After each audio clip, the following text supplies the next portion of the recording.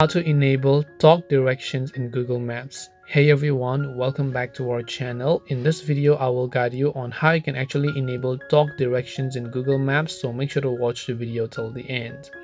In order to actually enable talk directions in Google Maps, which means that you want Google Maps to guide you whenever you go to any direction, for that, go ahead and first of all launch the Google Maps app. Then make sure to tap profile icon from the top right and then simply navigate to settings. Once you navigate to settings, over here you should be able to set different sort of options where you want to go to navigation settings and tap on it.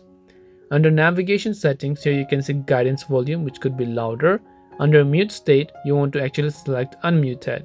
So when you select these two options to anything other than muted, then your talk directions in Google Maps will get automatically activated.